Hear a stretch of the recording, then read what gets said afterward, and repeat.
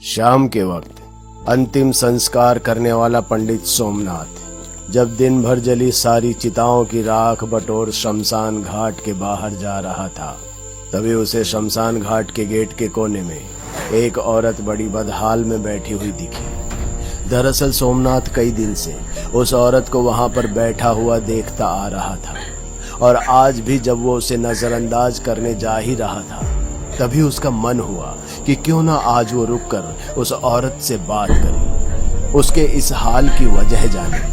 यही सोच सोमनाथ जब उस औरत के पास गया तो उस औरत ने फटे हुए आंचल से अपना मुंह ढकते हुए कहा, खबरदार, अगर मेरा फायदा उठाने की सोची भी तो मैं तुम्हें जान से मार दूंगी। औरत की बात सुनकर सोमनाथ उससे 2 कदम दूर ही खड़ा रहा और उसकी इस हालत पर सवाल करते हुए कहा, बहुत दिनों से देख रहा हूँ तुम शमशान घाट के बाहर ही बैठी रहती हो। भला इस जगह भी किसी का इंतजार किया जाता है? अरे यहाँ तो लोग तभी आते हैं जब उनका समय खत्म हो जाता है। जाओ किसी आश्रम में सेवा चाकरी करो, अभी तुम्हारी उम्र ही क्या है। उस औरत से कहते हुए सोमनाथ जाने को हुआ ही था कि तभी उस औरत ने कहा, बाबा, मैं तो यहाँ मरने के लिए आई हूँ। अगर आप मुझे जिंदा ही फूंक दे तो आपका बहुत बड़ा एहसान होगा मुझ पर। औरत की बात सुनकर सोमनाथ के पैर जम से गए। उसने पलटकर गुस्से में कहा, ये क्या अनाप शनाप बक रही हो तुम? तुम्हारा दिमाग तो ठीक है? आश्रम नहीं तो किसी पागल खाने में चली जा, फ्री का 2 वक्त का खाना मिल जाएगा। लेकिन कल सुबह मुझे यहाँ दिखाई मत देना, वरना अस्पताल फोन करके पागल खाने में भर्ती करवा दूंगा। बड़ी आई जिंदा फूंक दो कहने वाली। औरत की बात सुनकर सोमनाथ का गुस्सा आसमान पर जा पहुंचा था। इसके बाद सोमनाथ ने उस औरत को और भी खरी खोटी बातें सुनाई और जब वो जाने को हुआ तभी एक तेज हवा के झोंके के कारण औरत के आंचल ने भी उसका साथ छोड़ दिया और आंचल के हटते ही सोमनाथ उस औरत को पहचान गया। गुड़िया, ये तू है क्या? सोमनाथ ने कांपते हुए उस औरत से पूछा, जिसे सुन औरत की आंखें भी नम हो गई। वो फिर से अपने चेहरे को छुपाने की कोशिश करने लगी, पर तब तक सोमनाथ का शक यकीन में बदल चुका था। वो रोते हुए अपने ही आंसू में डूब चुका था और सामने बैठी बदहाल औरत का चेहरा अपने हाथों में ले बिलख बिलख कर रोने लगा।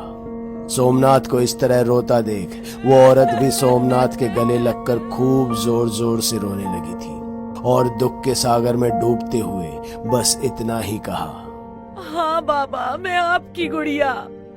दोनों एक दूसरे को अपना परिचय तो बता चुके थे, लेकिन अपना दुख नहीं। सोमनाथ तुरंत ही उसे अपने घर ले आया और दोनों खाना खाने के बाद आराम से बैठकर बातें करने लगे, अपने पुराने दिनों की याद करने लगे। याद है जब पहली बार तुझे अनाथालय से लाया था? तब तू 5 साल की थी और तेरे घर में आते ही मैंने यह आम का पेड़ लगाया था। तो रोज सुबह सबसे पहले उठकर इसे ही गले लगाती थी, बोलती थी, ये पेड़ नहीं, मेरा छोटा भाई है। ये पेड़ तो अपनी जगह रहा, लेकिन तू शायद कहीं खो गई गुड़िया। पेड़ को देखकर गुड़िया भी अपने पुराने दिनों की याद कर मुस्कुराने लगी थी। फिर एक लंबी सांस भरते हुए अपने बाबा सोमनाथ से बोली, कोई नहीं थी बाबा, बस भटक गई थी। मैंने जिस आदमी का हाथ थामा था, जिस पर भरोसा किया था, उसने मुझे मरने के लिए छोड़ दिया। जो मेरे लिए सब कुछ था, एक पल में मैं उसके लिए कुछ भी नहीं रही।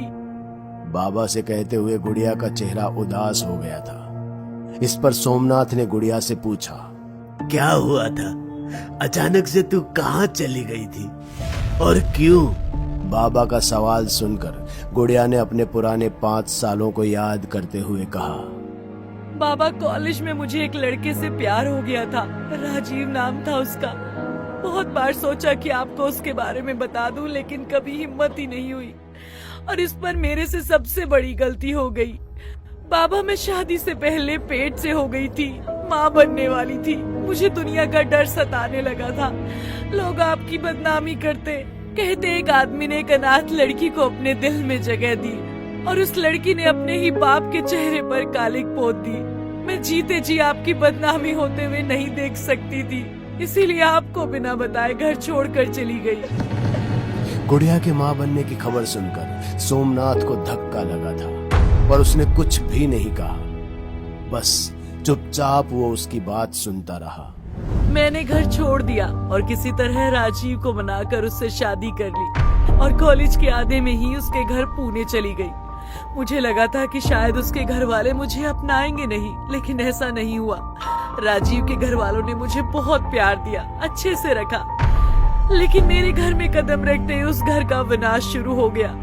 शादी के पहले ही हफ्ते में राजीव के बड़े भाई का एक्सीडेंट हो गया। जान तो बच गई, लेकिन वो कोमा में चले गए। फिर उसके कुछ दिन बाद मेरी सास ने भी बिस्तर पकड़ लिया और मेरे ससुर को पैरालिसिस का अटैक आया, जिससे वो भी कुछ कहने सुनने लायक नहीं रहे। सबको लग रहा था कि मैं उस घर के लिए अशुभ हूँ। मेरे आते ही उस घर की बर्बादी शुरू हो गई है। इससे पहले कि मैं कुछ समझ पाती, पता चला कि मेरे पेट में पल रहा बच्चा भी अब नहीं रहा और अब मैं दोबारा कभी माँ नहीं बन सकती। और ये सब देखते हुए राजीव ने मुझे घर से निकाल दिया। मैं कहाँ जाती बाबा? अपना घर तो मैं खुद ही छोड़ कर गई थी और जहाँ गई थी वहाँ से निकाली जा चुकी थी। इसीलिए 4 सालों तक मैं यहाँ वहाँ दर दर भटकती रही। अनजान मर्दों की नजरें मुझे नोचती रही और अब तक कर जब मैंने मरने की सोची तो किस्मत मुझे आपके पास ले आई बाबा। बाबा से कहते हुए गुड़िया भी रोने लगी थी। उस पर टूटे दुखों का पहाड़ सुनकर सोमनाथ ने भी गुड़िया को गले लगा लिया। नहीं बेटा, तेरे घर में आते ही मैंने तेरी कुंडली बनवाई थी। तू जिस घर में भी जाएगी सुख और समृद्धि ही लाएगी। जरूर तेरे ससुराल वालों ने कोई चाल चली है बेटा। सोमनाथ की बात सुनकर गुड़िया भी एक पल को सोच में पड़ गई थी, पर इससे पहले वो कुछ कहती, सोमनाथ उसे उसी शमशान घाट में ले आया, जिसके गेट के बाहर वो बदहाल अवस्था में मिली थी। गुड़िया ने जब शमशान घाट को गौर से देखा तो उसे एक कोने में एक अघोरी एक औरत की लाश पर बैठकर तपस्या में लीन दिखाई दिया। अघोरी नंदा, मुझे आज तुम्हारी जरूरत है। आज तुम्हें अपनी दोस्ती का हक अदा करना है मेरे दोस्त। सोमनाथ की बात सुनकर अघोरी नंदा ने जब अपनी आंखें खोली तो उसने अपने सामने गुड़िया को देखा। गुड़िया को देखते ही अघोरी को उसकी पुरानी जिंदगी साफ साफ दिखाई देने लगी और बिना कुछ बोले अघोरी ने गुड़िया से कहा, बेटी तेरे साथ जो हुआ वो एक साजिश है, सिर्फ और सिर्फ इसलिए ताकि वो तुझसे छुटकारा पा सके और तू बेचारी उन सब लोगों के धोखे को सच मानती आई और खुद को कोसती रही। अघोरी की बात सुनकर गुड़िया चौंक गई, पर उसे अभी भी अघोरी की बात पर पूरा यकीन नहीं था। बाबा, पर जो आपने कहा उस पर पूरी तरह से यकीन करने में मुझे संकोच है। गुड़िया की बात सुनकर अघोरी मुस्कुराने लगा और फिर चिता से उतर अपनी झोली से भभूत निकालकर गुड़िया के सामने फेंक दिया, जिससे धुएं के अंबार में उसे अपने ससुराल का हंसता खेलता पूरा परिवार दिखाई दिया। और उसके पति राजीव ने भी दूसरी शादी कर ली थी, जिससे उसका एक बेटा भी था और धुएं के अंबार में उसका जेठ, सास और ससुर सब मिलकर ठीक और हंसते खेलते नजर आ रहे थे। ये सब देखकर गुड़िया की आंखों से आंसू थम नहीं रहे थे। उसे अपने साथ हुए धोखे पर पक्का यकीन हो गया था। वो ये सब देख गुस्से की आग में जलने लगी और सोमनाथ भी अब अपनी बेटी को इंसाफ दिलाना चाहता था। वो दोनों शमशान घाट के बाहर जाने को हुए ही थे कि तभी अघोरी नंदा ने दोनों को सुनाते हुए कहा, अच्छा, पहले मरना चाहती थी और अब मारने चली है। अघोरी की बात सुनकर गुड़िया के पैर रुक गए। तो क्या करूं? उन धोखेबाज लोगों को जाने दूं? माफ कर दूं उन्हें?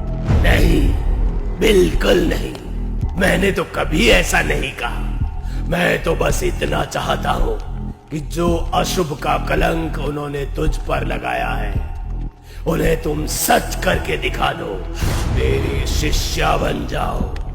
मैं तुम्हें काला जादू सिखाऊंगा, तब तुम खुद अपना बदला भी ले लोगी और दूसरों की मदद भी कर पाओगी। सोमनाथ गुड़िया को अघोरी की शिष्य बनने नहीं देना चाहता था, लेकिन गुड़िया ने पहले ही हाँ कर दी थी।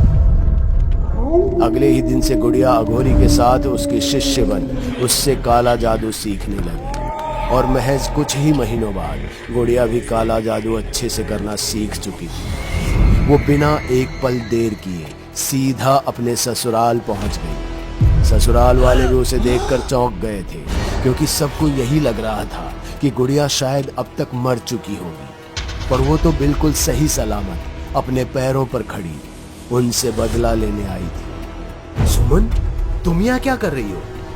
तुम तो मर गई थी ना? राजीव ने गुड़िया को उसके असली नाम से पहली बार बुलाया था और वो उसे पकड़कर घर से बाहर निकालने को हुआ ही था कि तभी गुड़िया यानी सुमन ने कुछ मंत्र बुदबुदाए और राजीव एकदम से उड़कर दीवार से जा टकराया। उसके सिर से खून निकलने लगा। राजीव का ये हाल देखकर उसके घर वाले भी गुड़िया से डरने लगे, पर गुड़िया तो अब अपने गुस्से की आग में जल रही थी और बारी बारी कर उसने सभी घर वालों का वही हाल किया जो बताकर उसे धोखा दिया था। गुड़िया ने अपने काले जादू से अपने सास और ससुर को पैरालाइज कर दिया और अपने जेठ के भी होश ठिकाने लगा उसे हमेशा हमेशा के लिए अपाहिज बना दिया। लेकिन अभी भी उसका गुस्सा कम नहीं हुआ था।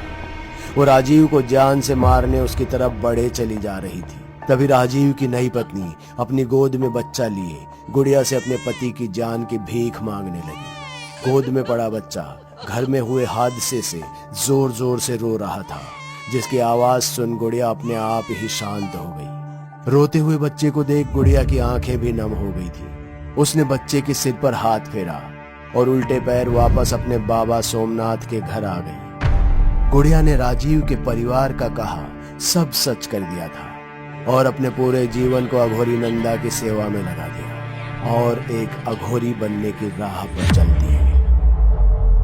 दोस्तों, अगर आपको हमारी कहानी अच्छी लगी हो तो लाइक, कमेंट और शेयर जरूर करें। साथ ही रेगुलर अपडेट के लिए चैनल को सब्सक्राइब करें। और अगर आपके पास भी कोई डर से भरी दमदार कहानी है तो भेजिए हमारे मेल एड्रेस पर अभी।